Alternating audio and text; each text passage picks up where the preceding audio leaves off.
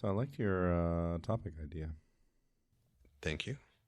I wasn't I wasn't 100% certain because I know it can be overdone, but I think the combination of the election being right around the corner and everything that when this clicked, it felt like a good time to do it. Yeah, especially this episode will drop right before. Yep. Before we jump into that, though, I was just thinking about when I was editing. You were talking about your chemistry was no biology was the first declared major, right? I think it was yeah, I'll say that. The and the only thing I had thought about responding because I found my course interesting and then it dropped off. So I did put that in as follow up just because I thought it was neat. Because I started off with psychology being my first declared major from day one. Like that was the plan. And then I went undecided for a stretch and then computer science and then realized quickly that I didn't care for programming as much as other stuff. And so went instead of doing psychology because of a couple of things with prerequisites, I did applied sociology with a psychology minor. So just interesting how it started off in a field that it ended up in, just kind of roundabout. Well, I was going to say, how would you define declared a major? Because is it like I'd say biology was my first declared major because I actually went to. I can't remember if it was the dean or the. I don't remember. It's the first one that I was like, okay, like I want to take classes. I want to be this major. Like in my head, I declared a bunch of majors through my freshman year, but never actually. I was just taking core classes and whatnot. So. Yeah, these would be majors that I specifically went to the registrar's office and officially had it declared so that they would structure everything with my like core required classes for the major and the prereqs and everything. Okay, yeah. So biology was my first declared major, and then I only ever declared my major once again, or changed it once, and it just was general studies. Just wanted to get the fuck done with college. Understandable. I probably wouldn't have had as many changes if I hadn't taken a decade break between when I started and when I went back. Yeah, so I know when I first looked at the notes, I was like, okay, he's talking about majors. This is interesting. I don't know where he's going with this. And then talked about masters, and then I got into the potential topics, and I was like, oh, okay, this is kind of a throwback. You have qualifications to like speak on this topic, with authority. So, well, yeah, I see. I was also thinking about it. Like, I do feel like I need to make a disclaimer anyway for one purpose, and I think it'll make sense as I say it. While I have an educational background in the areas that we're going to discuss, there's a difference between having that educational background and being a diagnostician in the mental health professions. So I just want to add the caveat that I am not specifically qualified to diagnose mental illness or prescribe anything. And I don't want to misconvey that. I think it's important people understand the differences there. But when I stumbled across this article, the first thing that jumped out at me is that's the link that I've been missing. That's the one piece that actually does make everything fit from what I know and what I've seen in a way that makes a lot of sense. And I mean, it sucks that it took this long for it to click, but it also, the nature of this particular issue is so difficult to really nail down anyway that while I feel dumb for not being able to actually call it specifically this. I also don't feel dumb that my very first instinct from day one was to immediately latch on to narcissistic personality disorder and some sort of antisocial disorder as hallmarks of the behavior I was seeing, even if I couldn't completely place it. So I guess instead of continuing to talk around exactly what article I came across, I should probably introduce it at this point. And I will, of course, link it in the show notes. But the article was in Slate, or by Slate, and the headline is, quote, "The deep psychological reason we're stuck in this feedback loop with Donald Trump," end quote. And when I pulled it up, I was kind of expecting the same type of clickbaity tagline, even though I will say that Slate typically does a good job of not being horrible about it. But I kind of expected to be pulled into something that was questionable or just kind of filler. And then the very first line that really grabbed me is the first one that I have listed in the notes, which is, quote, "People who are not sociopathic just can't believe that pure sociopathy exists. They can recognize that they're being lied to, even being manipulated, but still they believe that somewhere inside the sociopath there is a human being like they are, perhaps a hurting soul gone astray." And as soon as I finished that line, everything made sense for me. Yeah, I read that line and I was like, oh my God. Why am I expecting him to be a regular person? Why am I expecting him to act like a regular person? Yeah, and after that line, this is actually the very next line from the article, just to help emphasize the point that psychologists too make this mistake, believing that sociopaths are not strategic, but rather mentally ill because of childhood trauma. And what, just combining that piece, like thinking about someone who is enmeshed in the profession, missing the mark a little bit on it being disassociative style behavior instead of strategic choices, just made that first line hit home even harder. Mm-hmm. Mm-hmm. I kept, I made me think about a line from the movie Tombstone. I think it was Earp that is asking Holiday why Ringo is the way that he is. Like, what makes a man that way? I think that was the line. And Holiday replies with, "Just being born."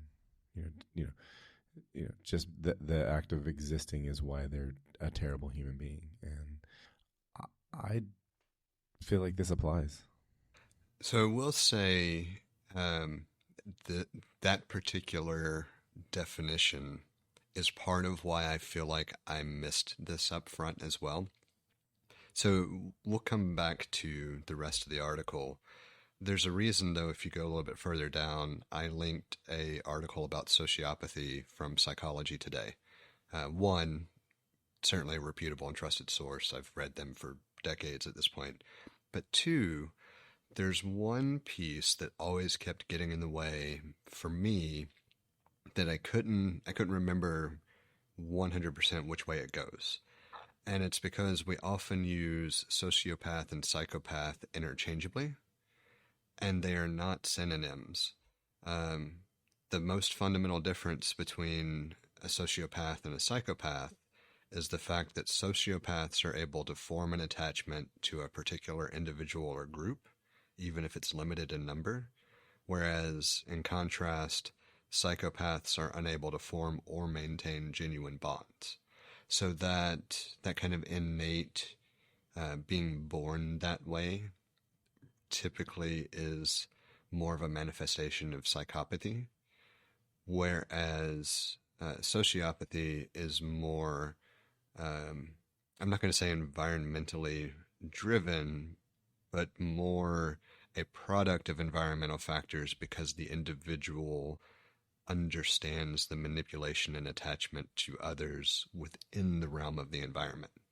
And I think that's why when I was initially looking at back in first time that Trump ran, I immediately latched onto something that I just genuinely disliked about his behavior and personality, and I couldn't quite figure it out because I didn't see what I generally think of when I think of psychopathy, which is a more of a almost vindictive cruelty, which I realize this sounds odd given the subject matter, but I didn't see it as much as like a pure vindictiveness as much as a manipulative behavior, and I was having trouble with that disconnect. Hopefully that explains it in a way that makes sense. Yeah, I think so. But the big thing that this article really cemented and made me kind of reflect on in general is how it's not just an act or showmanship. It's a genuinely strategic for him choice to behave this way. And when I view it through that lens, everything makes so much more sense. Right. He's not messed up in the sense of he's not doing this because he's a broken person. He's doing this because he is that person. Yes. It is who he is. Yes. It's not there's no restitution to be made. There's no healing to be had. This is the core, this is who he is. Like, he doesn't get better. Right. And this just a good way to emphasize and call back to that second line that I read, where even those in the profession make the mistake of misdiagnosing it because they feel like there's a lost soul there. Someone that can be saved, that's ill, that needs guidance. Not this is the core of a person and how this person chooses to interact with the world. All you're going to do is find ways to get them to change their approach. I remember hearing a number of times, like from college on, as a young adult, that, oh yeah, how many, it's like how many CEOs of Fortune 500 companies would test and qualify as a sociopath, and it's like a higher percentage of I remember hearing. I don't I've never fact checked this to be, but it's a thing that you hear, and it's like, oh, okay, this makes sense, and it sort of fits this context. It's like people that are just fundamentally different and aren't decent rise to this sort of requirement to feel that kind of position, to be that kind of person. And I think this man is no exception. I've heard similar statements as well. I've never attempted to fact check it, but I did grab a quick statistic on just the number of people in the general population that would meet the criteria for portions. So this was from the Psychology Today article.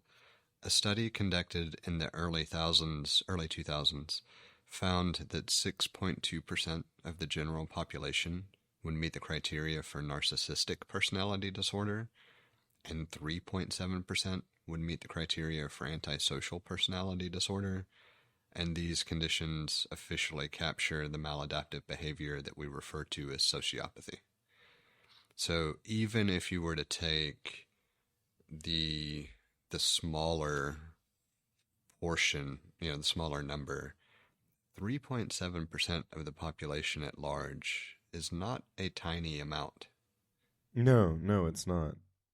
And then if you extrapolate from that, the number of those who would show the drive to, be either entrepreneurial or focus on like the CEO style qualities that you maybe hear about in general from headhunters or recruiters. Like that should be about 0.5, 0.6% of the population in general. So it would not be surprising if there is significant overlap there. To put it in perspective, I did a figure since the study was done in early 2000s. Just the quick math on 6.2% is almost 5 million people, which is roughly the number of people that live in this state. So that's not a small number of people. I guess what takes. Yeah, you describe, and I didn't really, I always associated it with psychopathic behavior with maybe murder and I don't want to get off topic too far, but that was just me being ignorant, and sociopathic as being someone who just wasn't good with, basically couldn't form or maintain normal relationships or extended relationships and so forth, or just didn't care about how they were perceived by society and so forth. And so this has been somewhat eye-opening. It gets convoluted a lot, but I gave, of course, the one quick summary, but it is more likely that someone who is suffering from psychopathy becomes violent than someone who suffers from sociopathy. And it's predominantly because the sociopath is more interested in manipulating the situation for gain at the expense of a person's trust than exerting power or dominion over someone instead. That's maybe a good way to think of the two. Interesting. It reminds me of being in psychology class, and just like this has become a hot topic, I guess, in the last few years. But just understanding the difference between gender and sex, and so forth, and being able to talk, be able to use those labels in a helpful way to be able to discuss things appropriately and so forth. But, one of the bullet points that you had, to get back into this topic, one of the bullet points that just really made me angry because I see it and it drives me crazy. It drives me crazy on a personal level, in the sense that I like facts, and I like basing my thoughts and ideas and opinions on facts. And when I say facts, I mean that which corresponds with reality, not something that's made up, not something, something that truly helps you understand what is occurring in the world, whether or not you are able to perceive it or not. And the idea that, I saw, I can't remember if it was a meme or a t-shirt or something like that, and it said, that behavior wasn't very data-driven of you, and it really resonates with me. I've seen that shirt too.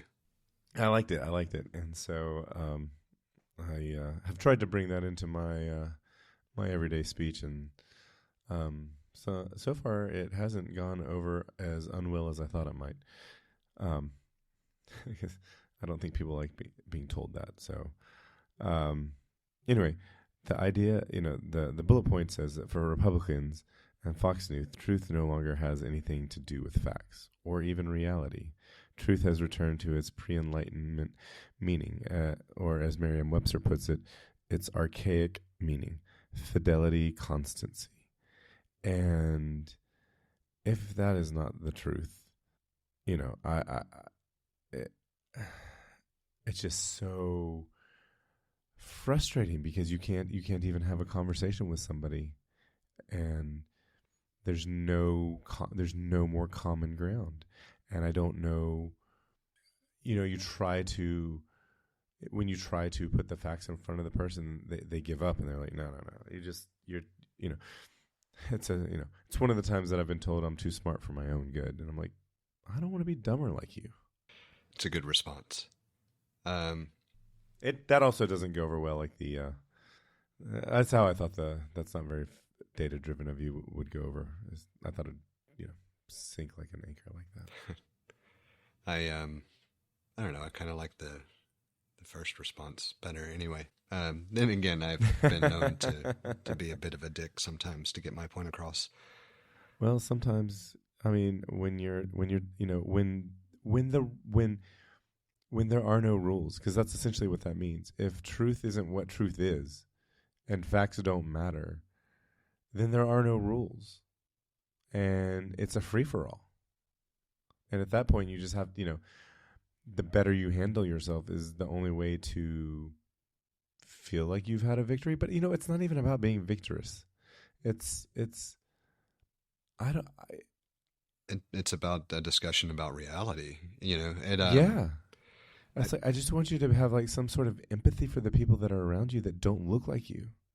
Well, I think it's even more fundamental than that. I think it's you just want to make sure that there's a underlying reason for, like a provable reason for the view. If you have an opinion and it's based on these data points, well, then you can have your opinion because you crafted it from experience or, whatever. Like there's something you can point to that has informed and influenced your opinion. And we accept that better than an opinion that's just rooted in statements that are considered true because they've been reiterated over and over and over and over. Yeah, but see, when you start questioning those things, I don't understand. Well, I mean, we all hope for personal growth, right? Like that's right. I can go ahead. I can think my whole life. I grew up in a fundamentalist Christian household, and my whole life, growing up, I believed, I don't know if I've said this to you before. I probably have, but when I was in high school, if somebody was gonna walk up to you in a public place like the mall and ask you if you know Jesus and want to talk to you about, the salvation of your eternal soul, it was probably gonna be me. And then, I mean, the whole reason I declared biology as a major because I thought, hey, I'm a pretty smart person, and maybe nobody's done this before, but I'm going to try to, bridge the gap between science, because I really like science, and Christianity and religion. And, that was sort of the beginning of, well, I wouldn't say it was the beginning of my disengagement from religion, because there were a lot of things set up before, because, people who were teaching science to me from a Christian perspective didn't know the science, and they got some pretty fundamental things incorrect. And so when you go and you learn, it's like, oh, wait, oh, that's not how things are. Then it's like, okay, well, what else did you not tell me that was accurate? And then you start to pull at that thread, and the entire sweater unravels. Anyway, I was going somewhere with that. I grew up my whole life with one of my parents telling me, how rebellious they were as a teenager. And that when they became a Christian, like it all changed, like overnight, immediately. And that was their salvation experience. And I'm like, okay, I get that. I get how, and your experience is not untrue. Maybe you're using the wrong words to define it or understand it, but that did not happen. And so as I got older, I remember questioning. It's like, well, how rebellious were you? I was like, what actually did you do? And I remember going through a list of things like, did you smoke? Did you do drugs? Did you drink alcohol? Were you promiscuous? And I just went through all the things that, Judeo-Christian values labels as sin. And the answer to all of those things were no. And then I was like, well, when you say you were so rebellious, like what was it? Was in my heart. And I would talk back to my mom. And I'm like, I think that's just being a teenager. And I don't want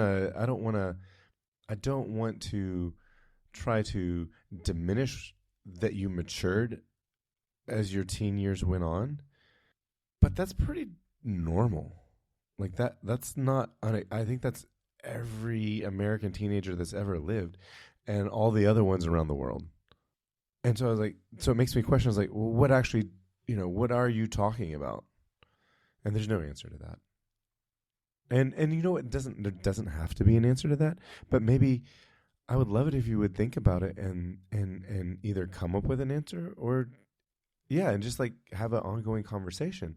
But for people who aren't actually interested in facts and reality and just want to believe what they want to believe, they're only looking for things that support what they already believe.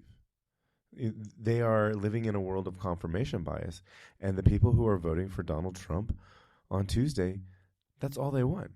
And if you've watched the most recent episode of Last Week Tonight, you'll see a whole bunch of people that were really upset because they were majority Trump voters.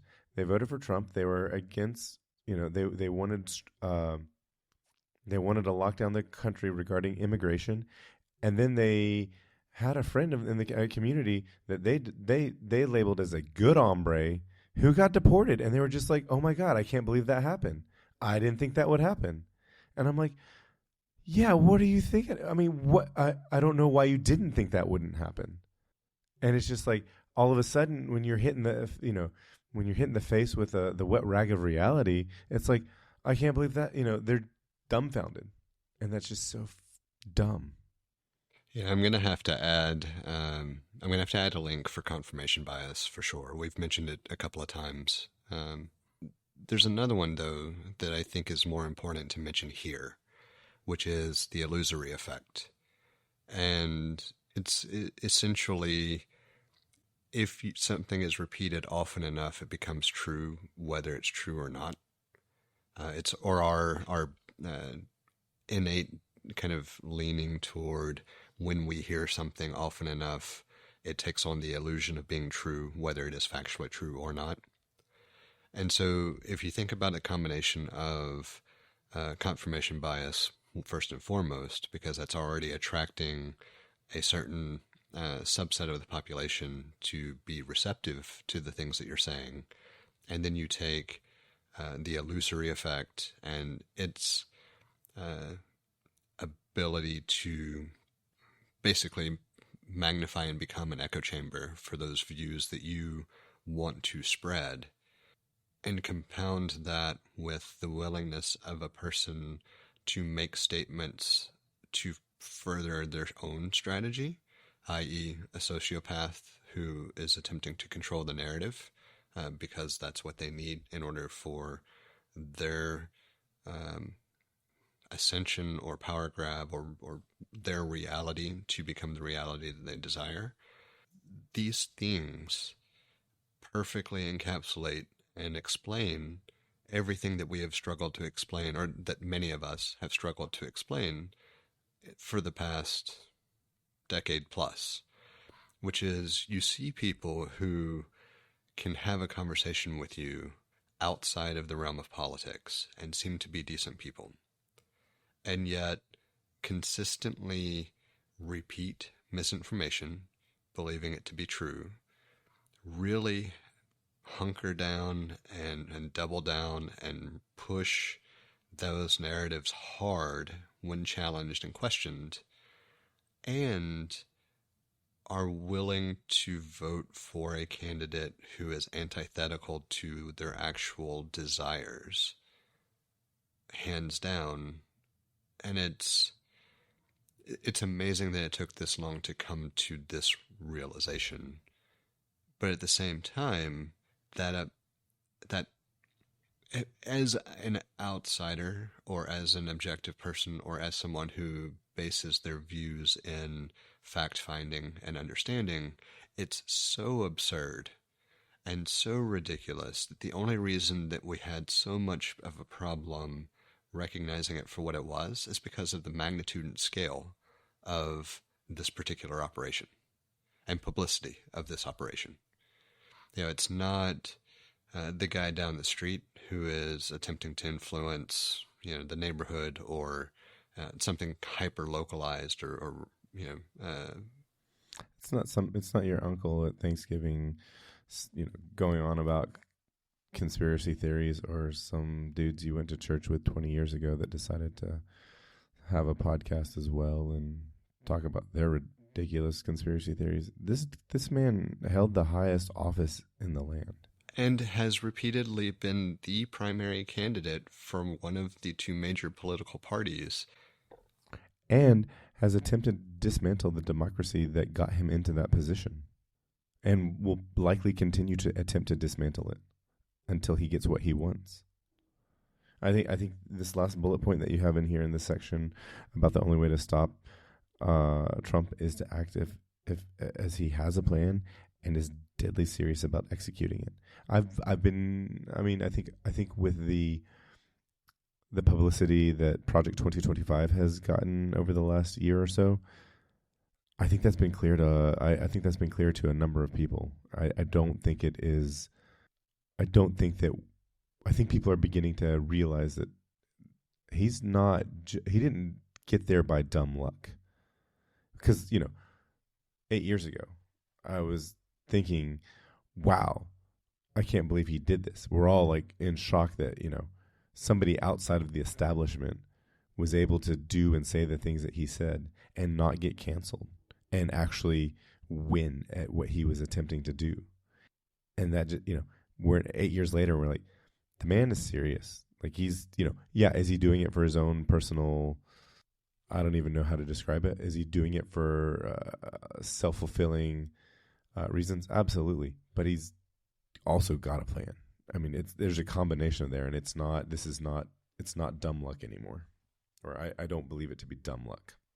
In fairness, I think it should be called out that I don't necessarily think that he has a plan specifically, as much as he has a willingness to not worry about a plan and let those people around him run the show. Yes.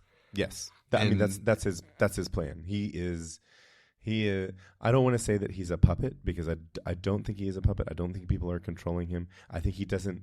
There's a certain, in a place where maybe the establishment that the people that you would get into the Oval Office from the establishment, they do have a plan, and they do want to have a certain amount of power. I don't think he's interested in the same kind of power that they have been interested in, and I think he's happy to. I think he's willingly, delegating the actual work, and he's there for the glory. 100%. If you go back to the kind of defining traits of sociopathy, because a sociopath in general, like sociopathy is not actually a diagnostic term. It's a combination of multiple disorders that exhibit specific traits. But the primary two are narcissism and just general antisocial personality disorder. And I have never been able to look at Trump without immediately drawing parallels to narcissistic personality disorder. Oh, for sure. Like that, I think, is crystal clear.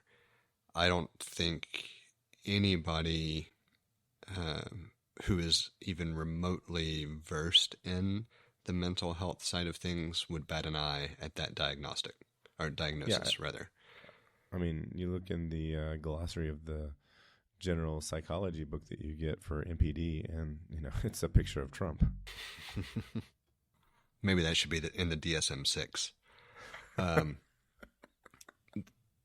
The other thing that I kind of want to emphasize as well, that it seems like a really minor point in the grand scheme of things.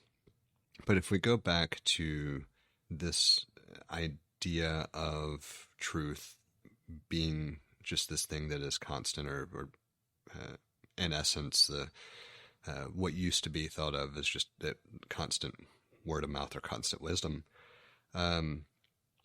there's a parallel here to Freud's diagnosis and explanation of this old meaning of truth. And basically, it was looked at through the lens of a very primitive faith because it was belief in something that was repeated over and over, the archaic meaning being constant. And Freud explained that people crave a godlike father figure, especially when they feel threatened with the eruption of two dangers: the the crushingly superior force of nature and the shortcomings of society which have made themselves painfully felt.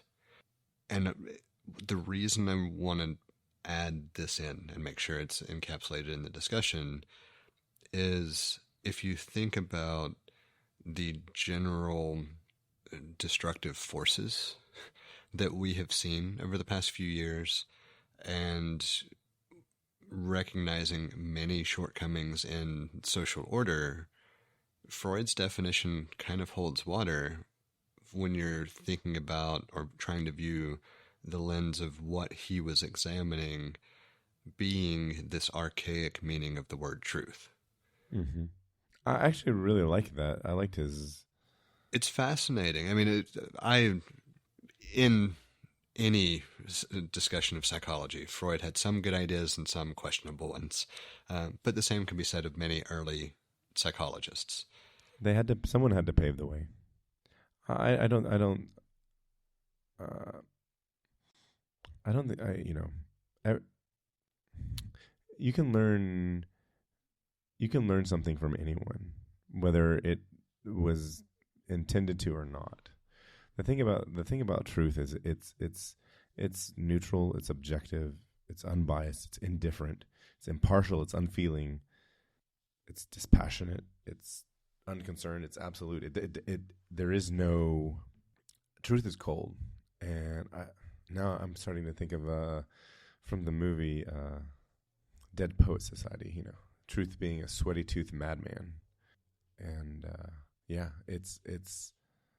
it's uncomfortable at times, and you have to be okay with that. And you can't be a well-adjusted person.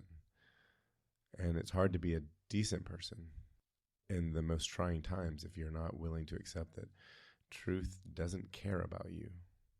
We have a number of different ways set up for you to get in touch with us to provide feedback, ask questions, or just comment in about something we've discussed. You can hit us up on Twitter or Instagram at untitled_hosts, or shoot an email over to untitled.hosts@gmail.com. Or get in touch directly with Jesse at jthart.com, or get in touch with me, John, via telepathy. If you would like to support our work or are interested in listening to our new after-show feed, head over to patreon.com/theUntitledPodcast and take a look at the options we have set up. Thank you for listening. We hope you've enjoyed the show. And we hope to connect with more of you as we continue this journey. That's a wrap.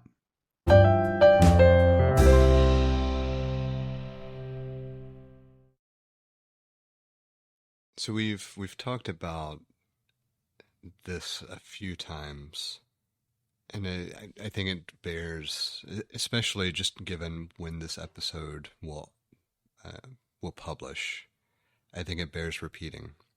If you're not looking at yourself and those people around you and trying to figure out how you can be a better version of yourself or be a better person to those people around you, you're not seeking truth in the first place.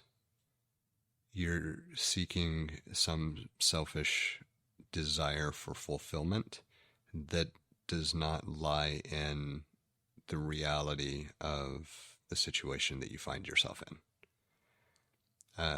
Another way of putting it is, to continue the vein of kind of where you were going, truth is dispassionate, and it has no room for overly developed passions being a sense of guidance. You have to be able to separate the emotional attachment to a belief or the emotional drive of something that you have felt for a prolonged period of time, and be willing to examine how new information makes you either reaffirm or change how you feel about a subject. And if you're unable to do that, or if you're not willing to do that, all you're doing is contributing to the spread of misinformation, the welcoming and safeguarding of a place for those seeking confirmation bias, and demonstrating wholeheartedly the illusory effect in its clinical definition.